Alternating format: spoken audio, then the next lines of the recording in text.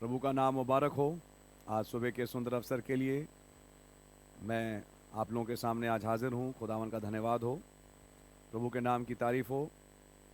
आज क्योंकि थोड़ी सी मेरी तबीयत अप टू द मार्क नहीं है, तो मैंने अपनी संडे की मीटिंग जो हम रिकॉर्डिंग करते हैं उस रूप से रोकी, लेकिन आपके पास एक प्रीवियस रिकॉर्डेड मैसेज पहुंचेगा। खुदा ना आप लोगों को बड़ी बरकत दें, आप लोग मुझे दुआ में याद रखें। लेकिन कुछ बातें हैं, इससे पहले कि हम उस मैसेज में जाएं जो कि आज के लिए रिकॉर्डेड है, आइए एक छोटी सी दुआ करें। और कुछ बातें हैं जो मैं आपके सामने अनाउंसमेंट की तौर पे और वचन की तौर पे भी रखना चाहूँगा। प्रभु यीशु मसीह, आपका धन्यवाद देते हैं आज सुबह के सुंदर अवसर के लिए जो आपने हमें बख्शा, एक बार फिर कि हम आपके हुजूर आ सकें। आपका नाम मुबारक हो। हमारे तमाम भूल चूक अपराधों को आप ही क्षमा करें और अपने पवित्र लहू से आप हमें धो के पाक और साफ करें। आपके कोड़े खाने के द्वारा हम चंगे हो चुके, और खुदा अपनी चंगाई को आप हमारे जिस्मों में मैनिफेस्ट करें। आपका नाम मुबारक हो। धन्यवाद देते हैं गुज़रे दिनों की बरकतों और आशीषों के लिए, और उन तमाम भाई बहनों के लिए जो कि खुदावन जिनसे इस हफ्ते मुलाकात हुई। आप सबको बड़ी बरकत और आशीष दें। उन सब की जो समस्याएं हैं हम आपके सामने लाते हैं, और खुदावन उनकी समस्याओं का समाधान आप ही बख्शें। दुआ है खुदावन की चंद मिनटों के लिए जब हम कलीसिया के कुछ इंपॉर्टेंट अनाउंसमेंट्स और वचन की कुछ बातें रखना चाहते हैं, आप रहम करें। प्रभु यीशु मसीह के नाम से मांगते हैं, आमीन। इससे पहले कि मैं वचन में आगे बढ़ूं, मैं एक बड़ा इंपॉर्टेंट अनाउंसमेंट है जो आपके सामने रखना चाहता हूं। ये अनाउंसमेंट इस प्रकार से है, लॉर्ड विलिंग संडे जो 4 जुलाई है, हम संडे स्कूल की क्लासेस प्लान कर रहे हैं फिर से चालू करने की, जो कि ऑनलाइन होंगी, और उनका समय होगा सुबह 11 बजे से 11:40 तक। और ये हम गूगल मीट को लेके करेंगे। इसके लिए हमारी कुछ आप लोगों से रिक्वायरमेंट होगी जिनके पास बच्चे हैं और चाहते हैं कि उनके बच्चे इस संडे स्कूल की क्लासेस के साथ एनरोल करें। तो प्लीज़ अपने बच्चे का पूरा नाम, उसकी जन्म तिथि यानी डेट ऑफ बर्थ, अपना वो पर्टिकुलर मोबाइल नंबर जो कि आप यूज़ करेंगे उन क्लासेस के लिए, और अपना ईमेल आईडी आप लिख के आप ये सारी इन्फॉर्मेशन भाई राजीव चंद्रा को संडे 27 जून व्हाट्सएप के द्वारा भेज दें। मैं फिर से रिपीट करूंगा, अपने बच्चे का पूरा नाम, उसकी डेट ऑफ बर्थ यानी जन्म तिथि, वो मोबाइल नंबर जो कि आप यूज़ करेंगे, और ईमेल आईडी ताकि आप जीमेल आईडी के साथ लॉगिन कर सकें। अपना ईमेल आईडी भी प्लीज़ भेज दीजिएगा। ये सारी इन्फॉर्मेशन आप भाई राजीव चंद्रा के पास संडे 27 जून जो कि आने वाला ही संडे है से पहले पहले व्हाट्सएप के द्वारा प्लीज़ ये सारी इन्फॉर्मेशन भेज दें, ताकि हम लोग आपके बच्चे को, क्या वो सीनियर में है या जूनियर सेक्शन में, अलॉट कर सकें। बच्चों को हम अलॉट करेंगे। दूसरी चीज़ ये है, एक लिंक आपके साथ शेयर किया जाएगा जिसके द्वारा जीमेल आईडी के द्वारा आप उसके द्वारा लॉगिन कर सकते हैं। बाकी अगर आपके पास कोई कन्फ्यूजन है, आप भाई राजीव चंद्रा से बात कर सकते हैं। और ये एडवाइजेबल होगा, ये सलाह है कि जब संडे स्कूल की क्लासेस चल रही होंगी उस समय बच्चे के साथ या तो उसका माँ या बाप, कोई अजीज़ उसके साथ बैठे देखने के लिए कि बच्चा क्लास को रेगुलरली अटेंड करे और कोई और हरकत ना करे। हर महीने एक क्विज़ होगा और इसके वशीभूत नोट्स बच्चों को दिए जाएंगे, और हम चाहते हैं कि हम टेस्ट्स को हर क्वार्टर में करें। दूसरी चीज़ समझने की है कि जब आपका बच्चा संडे स्कूल के लिए लॉगिन करे तो लॉगिन टाइम क्लास के शुरू होने से 10 मिनट पहले होगा। यानी हमने टाइम रखा था सुबह 11 से 11:40, तो ये मान के चलें 10:50 से 11 के बीच में आप लॉगिन कर लें। तो ये बड़ा एक इम्पॉर्टेंट अनाउंसमेंट था जो कि आप लोगों के लिए है। इसमें हम लोग बीच बीच में भी टेस्ट करेंगे, छोटे छोटे क्विज़ेस होंगे, और महीने के बेसिस पे जो हैं वो तो क्विज़ होंगे ही होंगे, और बच्चों को नोट्स दिए जाएंगे। सो एनी हाउ, खुदा ना आप लोगों को बड़ी बरकत दें। और मैं संडे स्कूल की टीचर्स के साथ के लिए भी कहूँगा, जिसमें हमारी बहन लोना, बहन पिया चंद्रा हैं जो कि जूनियर सेक्शन संभालती थी, और सिस्टर वायला टाइटस और बहन सुजाना मार्टिन जो सीनियर सेक्शन देखती थी। मैं चाहूँगा कि आप लोग थोड़ा अप टू डेट हो जाएं, और जैसा हमारा डिस्कशन हुआ, जो संडे स्कूल का सिलेबस है उसको आप लोग तैयार कर लें। God really bless you. प्रभु का नाम मुबारक हो। सो आप सबको प्रभु बड़ी बरकत दें। ये एक इम्पॉर्टेंट अनाउंसमेंट था जो मुझे आपके सामने रखना था। God bless you. इसी के साथ मैं वचन में से एक छोटी सी आयत है जो आपके लिए पढ़ूंगा, और कुछ बातें बस आपसे कह के फिर मैं चाहूँगा कि हम उस संदेश में घुसें जो प्रभु ने हमारे लिए आज रखा है। अय्यूब की किताब और उसका 19वां अध्याय और उसकी 23वीं आयत से 27वीं आयत तक। मेरे पास इंग्लिश की बाइबल तो मैं उसमें से पढ़ पा रहा हूँ। Oh that my words were now written, oh that they were printed in a book, that they were graven with an iron pen and laid in the rock forever. For I know that my Redeemer liveth, and that he shall stand at the latter day upon the earth. And though after my skin worms destroy this body, yet in my flesh shall I see God, whom I shall see for myself, and mine eyes shall behold, and not another. Though my reins be consumed within me. और इसी के साथ इसी अय्यूब का आखिरी यानी 42वां अध्याय और उसकी 1 से लेके 6 आयत तक मैं पढ़ूंगा। Then Job answered the Lord and said, I know that thou canst do everything, and that no thought can be withholden from thee. Who is he that hideth counsel without knowledge? Therefore have I uttered that I understood not, things too wonderful for me which I knew not. Here I beseech thee, and I will speak. I will demand of thee, and declare thou unto me. I have heard of thee by the hearing of the ear, but now mine eye seeth thee. प्रभु जी बड़ा धन्यवाद देते हैं इन वचनों के लिए। चंद मिनटों के लिए जब एक विचार रखने की मैं कोशिश करता हूँ, रहम करें ताकि हम लोग तैयार हो सकें उस अगले संदेश के लिए। प्रभु यीशु मसीह के नाम से आमीन। प्यारे भाइयों बहनों, समय अब सच में बहुत करीब आ चुका है। अजीब बात है, पिछली बार आधा घंटे का जब मैंने क्लिप लिया उस टाइम भी मेरी थोड़ी तबीयत ख़राब थी। समाव कुछ मैच कर गया उस मैसेज के साथ जो बाद में भेजा गया, और उसमें भी मैंने कुछ ऐसी बातें रखी। आज भी मैं आपसे कुछ बात रखूं। 2-3 दिन पुरानी बात है। पास्टर साइमन मसीह जो पंजाब में, मेरे पास उनका फ़ोन आया काफ़ी दिनों के बाद। वहाँ पंजाब में भाई लोग चाह रहे हैं कि एक प्रचारकों की वो मीटिंग करें, और वो लोग करेंगे भी। मेरे पास उसकी इन्फॉर्मेशन है।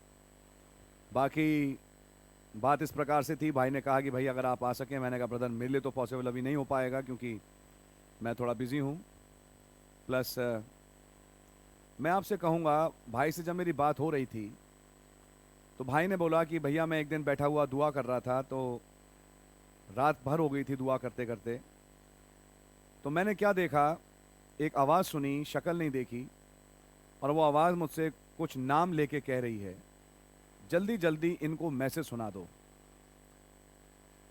तो कुछ नाम है, और फिर मैं प्रभु से कह रहा हूँ, प्रभु प्लीज़ मुझ पर रहम करें, मुझे बताएं कि मुझे ये मैसेज सुनाना किसको है। तो प्रभु ने कुछ बताया, और प्रभु ने फिर बाद में बोलते बोलते भाई से एक बात बोली कि बस आधे घंटे रह गए हैं, इसलिए अब जल्दी जल्दी जिन्हें सुनाना है सुना लो।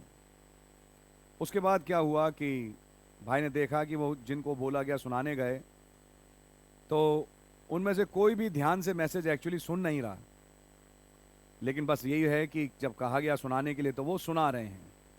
भाई की झटके से आँख खुल गई और भाई ने मुझे ये बात बताई। मैंने भाई को यही बोला कि ब्रदर संकेत यही है कि अब समय बहुत करीब है। खुदावन का नाम मुबारक हो। आज मैं अब इलीशा को छोड़ रहा हूँ, और इलीशा से अब एक लॉन्ग जंप हम लगा रहे हैं बाइबल के ओल्डेस्ट कैरेक्टर की तरफ, जिसका नाम जोब है। इब्रानियों 11 में मुझे ये अगला कैरेक्टर है जो आपके सामने लेना है। प्रभु मुझ पर रहम करें। और अय्यूब का जो रेवलेशन है, सबसे पुराना रेवलेशन था, जिसके रेवलेशन के साथ पुनरुत्थान जुड़ा हुआ है, और मैं कहूँगा एक रैप्चर जुड़ा हुआ है। प्रार्थना करें, प्रभु ताकत दें। अगले सप्ताह हम इन चीज़ों को आगे बढ़ाएंगे और देखेंगे, लेकिन आज मैं केवल एक छोटी सी कुछ चंद बातें हैं जो आपके सामने रखना चाहूँगा। अय्यूब को भी एक दिन, मैं कहूँगा तस्वीरों में, 7वीं मोहर का दर्शन मिला, और जब 7वीं मोहर का दर्शन मिला तो उसने एक और अय्यूब देखा। भाई ब्रनम ने कहा, आइए मैं नबी के संदेश में से, जिसका नाम है मैं सुनता था लेकिन अब देखता हूँ, से एक बात है जो आपके सामने पढ़ूंगा। ये 19वां अध्याय जो कि अय्यूब का है, ये एक बहुत इंपॉर्टेंट चैप्टर है जिसमें यहाँ कुछ हुआ, और मैं आपके सामने कुछ कमेंट्स हैं नबी के पढ़ना चाहूँगा जो भाई ब्रनम अय्यूब के लिए कह रहे हैं। अब हम फेथ ऑफ जोब को देखना चाहेंगे। He wanted to see if there was somebody who could intercede for him. Brother, मैं पिछली बार जैसे अनुग्रह के विषय को लेकर आपके सामने रख रहा था, आप बहुत ज़्यादा लकी हैं, फॉर्चुनेट हैं अगर आपको एक बिचवई मिल गया। खुदावन का धन्यवाद हो, हमारे पास एक बिचवई है, एक मीडिएटर है जो हमारे और खुदा के बीच में बिचवई का काम करते हैं। और यदि आपके पास आज बिचवई है, आपसे ज़्यादा खुश नसीब इस दुनिया में कोई और है नहीं। यहाँ अय्यूब इंतज़ार कर रहा है, क्योंकि बहुत पुराना नबी है, अभी प्रभु यीशु मसीह आए नहीं थे, लेकिन बाय रेवलेशन वो खुदावन को जानने की कोशिश कर रहा है। उसके पास, नबी ने बोला, प्रेरणा प्राप्त करने की एक चैनल थी कि खुदावन एक प्रेरणा में होते हुए उसके सामने अपने आप को खोलते थे। लेकिन कुछ ऐसा था कि कई दिनों से एक ड्राई सीजन जा रहा था और उसे ये मालूम नहीं था कि मुझे करना क्या है, कोई दिशा सी दिख नहीं रही थी। और तब अय्यूब के लिए भाई ब्रनम कहते हैं, he wanted to see if there was somebody who could intercede for him, कोई उसके लिए बिचवाई का काम कर सके। He had interceded for so many people, उसने कईयों के लिए बिचवाई का काम किया था। But now is there somebody can speak for him, लेकिन क्या अब कोई है जो उसके लिए बोल सके? Could there somebody put his hand on Job or on a sinful man and a holy God? क्या कोई बीच में खड़ा हो और एक हाथ तो अय्यूब पे, एक गुनहगार पे रखे और एक हाथ खुदा की तरफ बढ़ाए? And make bridge the way, और रास्ते को पाटे? Could he go to his house and knock at the door? अय्यूब ये सोचता है, क्या वो उसके द्वार पे जाके खटखटा सकता है? Would he open the door and talk to him a while? क्या वो दरवाज़ा खोलेगा और उससे कुछ बात करेगा? But then when the inspiration dropped into his heart, then he could see God. लेकिन जब प्रेरणा उसके हृदय में उतरी, तब वो खुदा को देखने पाया। The lightnings are flashing, the thunders are roaring. बिजलियां चमकने लगीं और गर्जनें होने लगीं। And when it did, he stood upon his feet. और जब ऐसा हुआ, वो अपने पैरों पे खड़ा हो गया। And he said, I know my Redeemer liveth.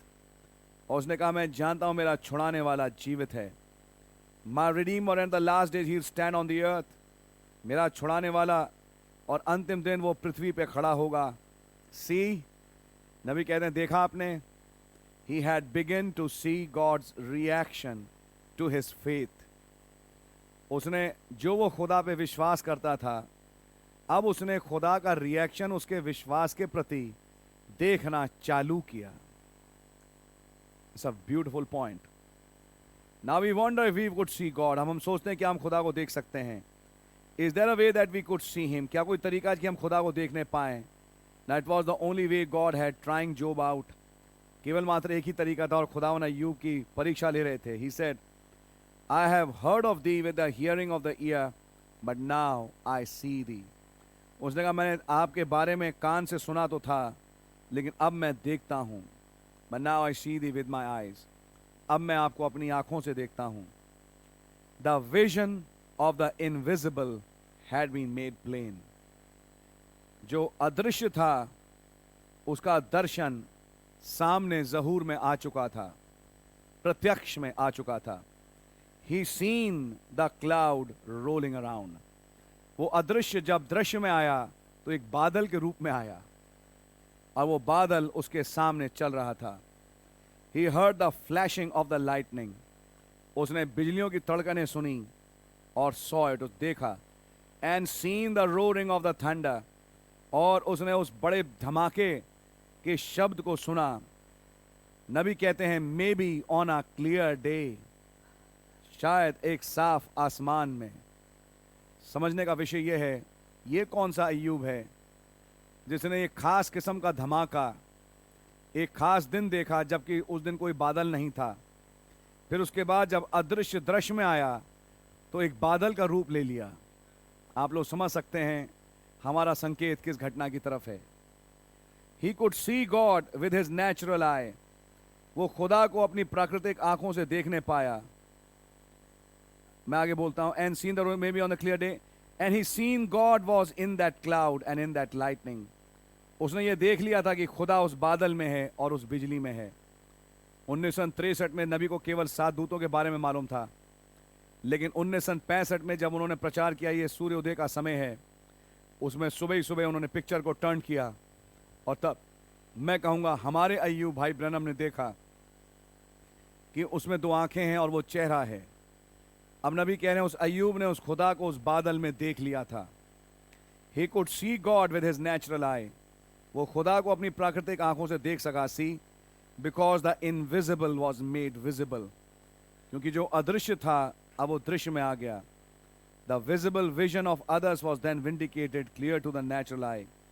और तब प्रत्यक्ष दर्शन उन बाकियों का सामने ज़हूर में आ गया ताकि वो इन आंखों के द्वारा जो प्राकृतिक हैं देखी जा सकें। मैं यहीं रुकूंगा और मैं एक बात कहूंगा, हो सकता है मैं भी अपने आप को आपके साथ शामिल करता हूं। हम किसी चीज़ का इंतज़ार कर रहे हैं, खुदावन ने उस चीज़ को समझाया, हमने विश्वास किया और उस विश्वास में होते हुए अब बहुत लंबा समय हो गया कि हम उस चीज़ पे विश्वास कर रहे हैं। अय्यूब इस दशा में तक पहुंच गया कि वो एक ठीकरे को लेके अपनी खाल पे रगड़ता है। ऊपर से लेके नीचे तक जिस्म फपोलों से बढ़ा हुआ है, बहुत बुरे हाल हैं, सब कुछ जा चुका, सब कुछ लुट चुका। लेकिन आपको याद हो लास्ट संडे का मैसेज, मैं बहाल करूंगा। और बहाली का याद रखें ब्रदर, एक नियम होता है, एक समय है, और जब वो समय आता है तो खुदा ने बहाल करना ही करना है। प्यारे भाइयों बहनों, मैं आपको बताऊं, वचन में अय्यूब से खुदावन ने कहा जो कुछ इन टिड्डियों ने, रादर योएल से कहा जो कुछ इन टिड्डियों ने खाया मैं सब कुछ बहाल कर दूंगा। अय्यूब के केस में हम देखें तो यही हुआ। जो कुछ अय्यूब ने अपने जीवन में खोया वो सब कुछ बहाल हो गया। खुदावन अय्यूब को एक ऐसी स्थिति पे ले आए कि वो ठीकरे से अपने जिस्म को खुजला रहा है और जो उसके साथी चर्च मेंबर हैं वो उसको बुरा भला कहते हैं, कोई सुनने को तैयार नहीं। याद रखें, ऐसे हाल में भी अय्यूब ने खुदा का साथ नहीं छोड़ा। और आप अय्यूब की पूरी किताब पढ़ें तो अय्यूब खुदावन से ही सवाल कर रहा है और बात कर रहा है, क्योंकि उसका दिल लगा तो खुदा पे ही है और वो वेट कर रहा है, इंतज़ार कर रहा है अपनी उस दुर्दशा में, कब वो वक्त आए जब मेरे लिए कोई खड़ा हो, कब वो वक्त आए कि मैं देखने पाऊं कि मेरा भी कोई छुड़ाने वाला है, अगर है तो। क्योंकि मैं देखता हूं एक पेड़ जो मरता है उसके लिए उम्मीद है, उसमें नई पत्तियां निकल आती हैं। एक नदी जब मरती है, बारिश आती है, नदी फिर जाग जाती है। हर चीज़ जो प्रकृति में मरती है, जो खुदा का पर्पस सॉल्व करती है, उसके लिए एक पुनरुत्थान है। इस मनुष्य का क्या होगा जो स्त्री से जन्मा थोड़े दिनों का है? और तब अय्यूब ने कहा मैं जानता हूं कुछ ना कुछ तो है, इस मनुष्य के साथ भी तो कुछ ना कुछ होगा। और जब वो ये सोच ही रहा था कि एक दिन प्रत्यक्ष अदृश्य दृश्य में आ गया। नबी ने कहा एक सुबह के वक्त साफ आसमान में उसने एक धमाका सुना, और जब उसने धमाका सुना तो अदृश्य दृश्य में आ गया, एक वर्ल्डविंड आई। और अय्यूब क्या देखता है कि एक बादल सामने आ गया और उस वर्ल्डविंड में से खुदावन ने जवाब दिया। और जब उसने जवाब दिया तो अय्यूब ने देखा, हाँ एक और अय्यूब है। उसने देखा एक और जिस्म है, जो कि वो जिस्म नहीं जो ये कीड़े खा जाते हैं। और तब वो कहता है, मैं जानता हूं मेरा छुड़ाने वाला जीवित है। क्या रही होगी वो सुबह, और क्या रहा होगा वो दर्शन, जब अय्यूब को ये दर्शन मिला कि मेरा कोई कुछ नहीं बिगाड़ सकता, मेरा कुछ बिगड़ नहीं सकता। और उसे ये समझ में आया, मौत भी मेरा कुछ नहीं बिगाड़ सकती। मैं जानता हूं मेरा छुड़ाने वाला जीवित है, और मुझे खुदावन खड़ा करेंगे, और इसी पृथ्वी पे मैं खड़ा हूंगा और अपने सृजनहार के साथ खड़ा होकर उसका दीदार करूंगा। ब्रदर, क्या महान रेवलेशन था। जिस रेवलेशन के बेसिस पे उसने वो जगह चुनी, क्योंकि वो एक दर्शन था और उसने कोई जगह देखी। उसने मात्र खाली एक और अय्यूब नहीं देखा, उसने एक जगह देखी। और तब उसने उस जगह पे कहा कि मुझे वहीं गाड़ना, जब वो मरा।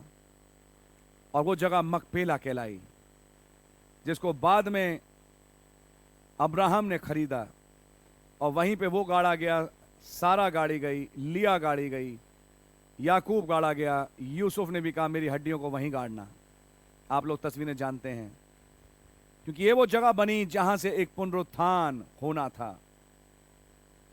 अय्यूब ने प्रत्यक्ष एक छुड़ाने वाले को देखा, और छुड़ाने वाले को देखने के बाद ब्रदर, उसका जीवन बदल गया।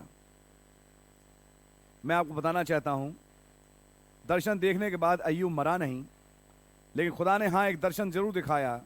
एक और अय्यूब है, क्योंकि वो पूर्व युगों की बात थी, बाद में वो उम्र के कारण मरा भी। लेकिन बाइबल में जब आप अय्यूब की किताब पढ़ें तो लिखा है कि बड़ी उम्र पाके, अपनी संपूर्ण उम्र क्रॉस करके वो तब प्रभु में सोया। ऐसे नहीं मरा, वो अपनी पूरी उम्र पे ही मरा। लेकिन उस दशा में जबकि उसे लगता था मैं तो अभी मर जाऊंगा, खुदा ने उसे बचाया, और उसने कहा मैं जानता हूं मेरा छुड़ाने वाला जीवित है। खुदावन एक ऐसी दशा में लेके आए उस अय्यूब को, जबकि उसके अपने दोस्त उसके विरोध में बोलते थे। अय्यूब ने किसी की परवाह नहीं करी। अय्यूब अपने विश्वास पे अडिग बना रहा। और जिस दिन सुबह के वक्त वो बादल आया और गर्जनें हुई, अय्यूब को समझ में आया कि मेरा ड्राई स्पेल खत्म हुआ। मेरे लिए फिर से अब खुदावन एक बेदारी ला रहे हैं। इस चर्च के लिए भी ब्रदर एक छोटा सा ड्राई स्पेल रहा। एक बेदारी आ रही है ब्रदर, एक ऐसी बेदारी मैं कहूँगा इस जोब के लिए, इस चर्च के लिए, जिसमें अब ये जोब, ये चर्च अब अपने नए बदन में प्रवेश करने वाला है। मैं सोचने में विवश था, भाई साइमन से उस आवाज़ ने कहा बस आधे घंटे बचे हैं। तुरंत मेरा दिमाग गया, आपका भी ज़रूर गया होगा, आधा घंटा ही समय है 7वीं मोहर का। तो कहीं ये तो नहीं कि उस समय है कि 7वीं मोहर की पूर्ति अब हमारे बीच में हो जाए। और नबी ने बोला 7वीं मोहर हर चीज़ का अंत है। सबसे पहले वो कलीसिया कालों का अंत करेगा, फिर तुरहियों का, फिर कटोरों का, और even ends the ushering in of millennium. समय का भी अंत है और मिलेनियम के अशर इन करने का भी अंत है। हर चीज़ में उसका अंत है। वो एक गेम प्लान है खुदा का, जो कि वो प्रभु करेंगे। लेकिन क्या वो प्लान रोल हो चुका?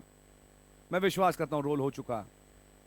और कितना समय बचा है, तो अब ये सोचने का विषय है कि अब बहुत ज़्यादा समय बचा नहीं।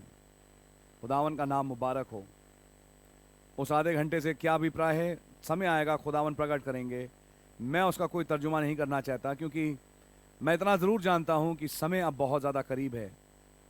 और अब समय है कि ये जोब, ये अय्यूब जिसका नाम खुदा की कलीसिया है, जिसने इस पृथ्वी पर रह के काफ़ी कुछ सहा भी, क्योंकि जो खुदा के साथ चलते हैं वो सहते हैं, वो सताए जाएंगे। लेकिन मैं आपको बताना चाहता हूं अब वो समय आ गया कि इस दुल्हन रूपी वृक्ष का पूरा संपूर्ण, अब मैं शब्द इस्तेमाल करूंगा, संपूर्ण रेस्टोरेशन हो। और यहां तक रेस्टोरेशन हो कि वो एक नए बदन में चले जाएं, ये पेड़ ही नया हो जाए। खुदा उनका नाम मुबारक हो। सो प्रभु के नाम की तारीफ हो। जो अदृश्य था उसका दृश्य में आना, ये अपने में प्रत्यक्ष एक सबूत था कि अय्यूब की कैप्टिविटी जाती रही और अब अय्यूब वापस लौट के आएगा।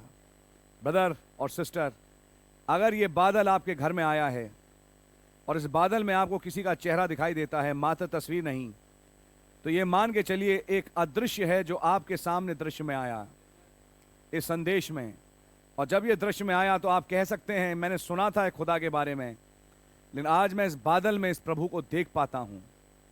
और अगर आप इस बादल में इस प्रभु को देख पाते हैं तो ये भी फिर समझ लें अय्यूब के समान कि जब अदृश्य दृश्य में आया अय्यूब के, तो उसी के बाद अय्यूब की बंधुआई खत्म हो गई और वो वापस एक नया जिस्म प्राप्त किया और वो अपनी जवानी की दवाशाह में वापस लौटा। आज मेरा और आपके लिए भी मैं विश्वास करता हूँ वही समय है। खुदा ना आप लोगों को बड़ी बरकत और आशीष दें। उस दर्शन को प्राप्त करने के बाद अय्यूब मरा नहीं, वरन अय्यूब एक्चुअली अगर आप बाइबल में देखें तो बदल गया। हाँ, एक बात ज़रूर कहूँगा, खुदा रहम करे अगले संडे मौका मिले तो मैं इस पर और डेवलप करूँ।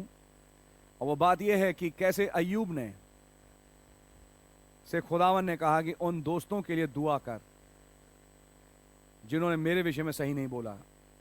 याद रखें, एक बड़ा सबक है सीखने का, सिद्ध विश्वास माफ़ी पे आधारित है। और नबी ने कहा यदि आप माफ़ करना नहीं जानते तो आप याद रखें आप में सिद्ध विश्वास नहीं आ सकता। खुदा ने माफ़ किया हमें, इसलिए आज खुदा में सिद्ध विश्वास है। ये मौका मेरे जीवन में भी एक समय आया था, आज भी है और हम सब के लिए है। और वो बात इस प्रकार से है, आपके विरोध में अगर किसी ने कुछ किया, दिल से आप उसे माफ़ करें और इतना माफ़ करें कि उसको भूल जाएं।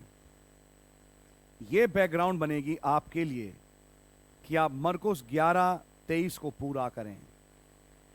अय्यूब के सामने भी ये चुनौती आई। जिन 3 दोस्तों ने उसके विरोध में जो कुछ कहना था कह लिया, अब खुदावन अय्यूब को एक मौका देते हैं, क्या तू उन्हें माफ़ कर सकता है? यानी अब तू उनके लिए दुआ कर। और अय्यूब ने उनके लिए दुआ करी। और जहां अय्यूब ने उनके लिए दुआ करी, बाइबल में लिखा है अय्यूब की बंधुआई जाती रही। आप समझ रहे हैं, ये एक बहुत इंपॉर्टेंट पॉइंट था जो मैंने चाहा कि आपके सामने रखूं। और मैंने चाहा कि आपके सामने आज केवल एक इंट्रोडक्टरी रूप में जोब को रेस्टोरेशन के कैरेक्टर के रूप में रख सकूं। अगर आपने रेस्टोरेशन समझना है तो हमारे पास एक अगला कैरेक्टर है। हम एलीशा से अब छलांग लगा रहे हैं रेस्टोरेशन के चैप्टर में। आपके पास पूरा हफ्ता है, अय्यूब की किताब पढ़ें तो आपके पास एक फर्म बैकग्राउंड और फाउंडेशन भी होगी कि लॉर्ड विलिंग जब हम अगली बार मिलते हैं तो आपके सामने इस कैरेक्टर को रखने पाएँ। God bless you. शाम का मैसेज आने वाला है, आप लोग ध्यान से सुने और मैं कहूँगा नोट्स बनाएं, नोट करें क्या कहा जा रहा है। और याद रखें खुदावन अपने चिन्हों को पूरा कर रहे हैं। और अगर आपने नोटिस किया तो फिर से थोड़े बहुत केसेस आपने देखा होगा बढ़ना शुरू हुए हैं। और क्या होगा आगे वो तो खैर वक्त ही बताएगा।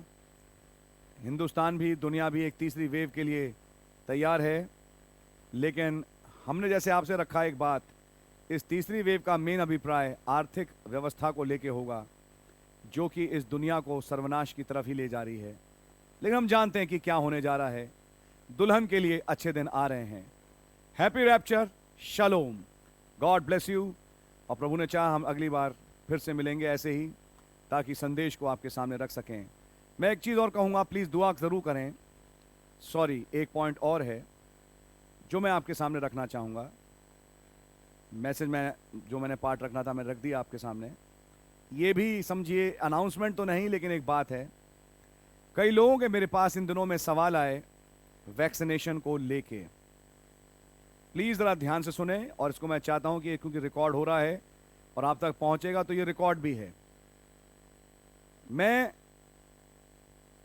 इस वैक्सीनेशन के लिए स्पिरिचुअली या मैं कहूँगा कोई रिलीजियस ग्राउंड्स पे कोई ऐसा कारण नहीं पाता कि आप वैक्सीनेशन क्यों नहीं ले सकते। कृपया प्लीज़ मेरी बात को समझने की कोशिश करें। मेरे को सुनने में आया कहीं कहीं से कि किसी ने प्रचार किया है कि वैक्सीनेशन नहीं लें, और कुछ लोगों ने यहाँ तक प्रचार किया कि वैक्सीनेशन लेना पशु की छाप को लेना है। ब्रदर और सिस्टर, मैं आपसे कहूँगा मेरा ऐसा कोई विचार नहीं, और ना ही मैं ये कहता हूँ कि वैक्सीनेशन का लेना पशु की छाप को लेना है। मैं इन विचारों से अभी टोटली एग्रीमेंट में नहीं हूँ।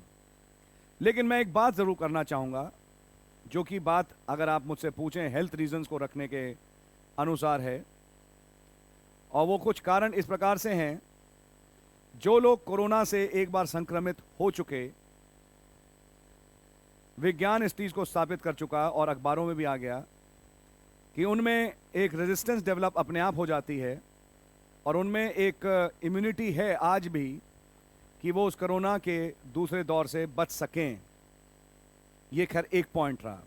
पॉइंट नंबर 2 जो मैं आपके सामने रखना चाहूँगा, अखबारों के द्वारा भी और वैसे भी न्यूज़ चैनल्स के द्वारा ये चीज़ साबित की जा सकी और मैं कहूँगा इन चीज़ों से सरकार बहुत खुश नहीं है, लेकिन मैं आपके सामने ज़रूर रखना चाहूँगा कि इस कोविड, कोवैक्सीन, कोविशील्ड, जो भी नाम ले लीजिए, जो भी वैक्सीन्स अवेलेबल हैं, इनके दोनों डोजेस को लेने के बावजूद जो आज की तारीख पे दूसरी वेव को लाने वाली डेल्टा वेरिएंट थी, उससे दोनों वैक्सीन के डोजेस को लेने के बाद भी आप इम्यून नहीं हैं। यानी कि उसके बावजूद भी किसी को कोरोना हो सकता है। आपकी समझ में आ रही है? सरकारी जॉब्स में काम के कारण कभी कभी कुछ रिक्वायरमेंट्स हैं।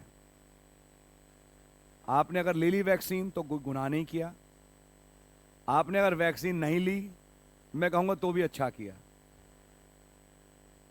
लेकिन मैं ये ज़रूर कहूँगा कि इसके द्वारा ये प्रूव हुआ कि जो वैक्सीन लेते हैं कोरोना के प्रति कुछ ना कुछ इम्यूनिटी वो डेवलप करते हैं। एक दूसरा एस्पेक्ट है जो मैं आपके सामने रखना चाहूँगा, उसके बिना पे मैं कुछ गाइडलाइंस हैं जो कि आपके सामने रख सकता हूँ। इसका कोई रिलीजियस मैटर नहीं है, प्लीज़ ध्यान से समझने की कोशिश करिएगा। भाई ब्रनम ने भी संदेश में बोला, क्योंकि बाइबल में लिखा है जो कैसर का है वो कैसर को दो। अगर कभी ऐसी रिक्वायरमेंट आए आपके पास जब रूल्स और रेगुलेशंस के अनुसार आपको ये वैक्सीन लेना पड़े, तो मैं आपको उदाहरण देता हूँ। भाई ब्रनम ने भी येलो फीवर के लिए, मलेरिया के लिए और ट्रैवल के लिए, पोलियो के लिए वैक्सीनेशन लिया। इन्फ्लुएंजा के लिए नबी ने वैक्सीनेशन लिया। नबी ने कहा जब मैं जा रहा हूँ अफ्रीका, जब मैं जा रहा हूँ बाकी दूसरे देशों में, ये रिक्वायरमेंट है और उसके लिए मुझे वैक्सीन लेना ज़रूरी है। उन्होंने वैक्सीन ली। उन्होंने कहा जो कैसर का है आप कैसर को दो। तो उस महीने में मेरे पास संदेश से कोई एक ऐसा फॉर्म स्टेटमेंट नहीं है कि मैं आपसे कहूँ ये एंटी क्राइस्ट है, ये मार्क ऑफ द बीस्ट है, आप वैक्सीन ना लें। 3 साल के बाद इसका असर आएगा, भैया जो आएगा वो तब वक्त बताएगा, जो देखा जाएगा। लेकिन संदेश के अनुसार मेरे पास ऐसी कोई गाइडलाइन नहीं।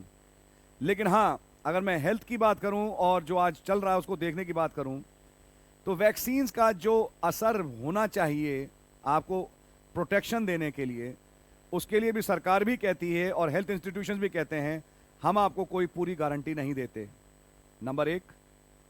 दूसरी बात समझने की यह है, जो ऑलरेडी कोरोना से संक्रमित हो चुके, मेरे विचार से उन्हें वैक्सीन लेने की कोई खास ज़रूरत नहीं। लेना चाहें वो भी ले सकते हैं, लेकिन लेने की इसलिए ज़रूरत नहीं कि उनके अंदर already antibodies, natural killer cells, memory cells हैं जो कि इस इन्फेक्शन के दोबारा आने पे फाइट करेंगे। ये एक केवल गाइडलाइन है, फिर भी जैसा आप चाहें आप ऐसा कर सकते हैं। समय के हिसाब से चीज़ें बदलती भी हैं। उसके अलावा एक और चीज़ है जो कि समझने वाली है, जो नए नए म्यूटेंट वैरायटीज़ आ रही हैं, प्लीज़ समझने की कोशिश करें। अभी सुनने में आया यूके में एक नया वेरिएंट आ गया जिसका नाम है डेल्टा प्लस वेरिएंट, जो कि कारण बन सकता है थर्ड वेव का। खैर चलिए, जो है वो देखा जाएगा। लेकिन अगर कोई ऐसा वेरिएंट आया है तो ये लिख के चलिए, ये वैक्सीन उस वेरिएंट के विरोध में कार्यशील होगी। अगर डेल्टा वेरिएंट के अगेंस्ट नहीं है तो डेल्टा प्लस के भी विरोध में नहीं हो पाएगी। और इसके लिए कोई सरकार भी दावा नहीं भरती और एम्स में और कई लोग भी दावा नहीं भरते। ध्यान से समझिएगा। दूसरी चीज, वैक्सीन्स के कारण देखा गया कि कई साइड इफेक्ट्स आए हैं और कई बार वो साइड इफेक्ट्स काफ़ी जानलेवा भी साबित हुए। तो जो उम्र रसीदा हैं, मैं कहूँगा कि अब ये एक रिस्क है जो आप लेंगे, तो उसको आप देख सकते हैं कि आप क्या इस रिस्क को लेना चाहेंगे या नहीं। ऐसा हो सकता है कि कुछ भी ना हो, क्योंकि देखिए हमारे पास कोई गाइडलाइंस नहीं है, क्योंकि मैं एक डॉक्टर भी हूँ, ऐसी कोई गाइडलाइंस नहीं है। लेकिन दूसरी तरफ जो बच के निकल गए वो तो निकल गए, लेकिन जिन्हें कुछ प्रॉब्लम हुई तो उन्हें कुछ अच्छी खासी प्रॉब्लम हुई। लोग कोमा में लैंड अप हुए हैं, ब्रेन हेमरेजेस हुए हैं, डेथ्स हुई हैं, और उसके काफ़ी अफेक्ट्स हुए हैं लोगों में वैक्सीनेशंस को लेने के बाद भी। हाँ, बहुत कम है, 10,000 में, लाख में एक है, लेकिन देखिए हैं तो सही। जैसे हम आंख बंद करके बच्चों को पोलियो लगवाते थे, डीपीटी लगवाते थे, ऐसे ये वाली वैक्सीन नहीं है जिसे आंख बंद करके लगवा लिया जाए। एनी हाउ, बाकी खुदावन आप लोगों को सुबुद्धि दें कि आपने क्या करना है। तो मैं थोड़ा सा इस एयर को क्लियर करना चाहता हूं, क्योंकि मैं यहाँ पे जिस कुर्सी पे बैठा हूं वो एक प्रचारक की हैसियत से है, लेकिन एक डॉक्टर की हैसियत से भी जो कुछ थोड़ी गाइडलाइंस थी मैं आपको दे सकता था, मैंने आप लोग को देने की कोशिश करी। तो मुझसे बार बार आप लोग सवाल ना करें ब्रदर वैक्सीन लेनी चाहिए नहीं लेनी चाहिए। ये रिकॉर्डिंग आपके लिए काफ़ी होना चाहिए कि आपको गाइडलाइंस दे। हाँ, मैं ज़रूर कहूँगा जो कोरोना से संक्रमित हो चुके। नंबर 2, कुछ लोगों को मैंने बताया भी, जब वैक्सीन्स बन ही रही थी तो ये गाइडलाइंस है वैक्सीन्स लेने के लिए जिनको खानदानी एलर्जीज़ की बीमारी रही, जिनमें एलर्जीज़ हैं, वो लोग अगर वैक्सीनेशन का ना लें तो बहुत ही बढ़िया होगा, क्योंकि इस वैक्सीनेशन से एलर्जी की प्रॉब्लम्स होती हैं। सो ये मैं आपके सामने एक हिदायत के तौर पे रखना चाहूँगा। ये तो अखबार में भी आ चुका है, और इसलिए मैं आपको कहूँगा जहाँ एलर्जिक टेंडेंसीज़ हैं, जिनमें हाइपर सेंसिटिविटी रिएक्शंस होते हैं, वो अवॉइड करें इस वैक्सीन्स को। ये तो ऑलरेडी वैक्सीन के बनाने वालों ने भी और वैक्सीनेशन करने वालों ने भी बोला है। लेकिन दूसरा पॉइंट मैं ये कहूँगा, जो कोरोना से संक्रमित हो चुके हैं ऑलरेडी, जिनका टेस्ट हुआ, कोरोना पॉजिटिव हुआ और निकल के आ गए, मैं कहूँगा कि आपके लिए कोई खास ज़रूरी नहीं कि आप इस वैक्सीनेशन में शामिल हों। बाकी देखिए, वैक्सीन लेंगे तो बीमार पड़ेंगे, वैक्सीन नहीं लेंगे अगर बीमार पड़ेंगे तो तब की तब देखी जाएगी। लेकिन सवाल इस बात का है कि वैक्सीन लेके क्या आप कोरोना से बच सकते हैं? माफ़ करिए, ऐसा है नहीं। सो ये केवल समझिए अपने आप को सांत्वना देने की बात है। लेकिन हाँ, कई जगह जाओ, जॉब रिक्वायरमेंट्स हैं, कई जगह रिक्वायरमेंट्स हैं कि आपको भाई लेना ज़रूरी है, तो भाई मैं आप पे छोड़ता हूँ, आप जैसा चाहें आप कर सकते हैं। मन की संतुष्टि भी कोई चीज़ होती है, लेकिन सच्चाई क्या है वो मैंने आपको बता दी कि अगर आप सोच के चलें कि वैक्सीनेशन के बाद आप प्रोटेक्टेड हैं, तो ये भूल जाइए, प्रोटेक्शन नहीं है। प्रोटेक्शन केवल एक जगह है, और वह है प्रभु यीशु मसीह का लहू। उसके अलावा कोई प्रोटेक्शन है नहीं। बाकी इस पे कोई आत्मिक या धार्मिक कोई शिक्षा नहीं कि आप वैक्सीनेशन ना लें। God really bless you.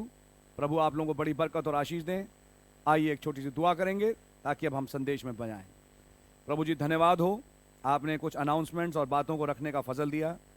मैं जानता हूं मेरा छुड़ाने वाला जीवित है, हमारा छुड़ाने वाला जीवित है। और खुदा, मैं जानता हूं जब दुनिया में ये कोहराम मच रहा है, इस ब्राइड का छुड़ाना आप ही करेंगे। अब समय आ गया है कि ये दुल्हन अब उस बहाली दशा में जाए और उस दशा में लौटे जहां वो बागेदन में आपके साथ थी। मेरी दुआ है खुदावन, हमें वो दिन देखने का फजल बख्शें। हर मृत्यु के असरातों को हमारे घरों से दूर करें और अपने जीवनों से हमारे जीवनों को और घरों को भर दें। अपनी संपूर्ण चंगाई हमें बख्शें। प्रभु यीशु मसीह के नाम से मांगते हैं, आमीन। शलोम। God bless you. Praise the Lord.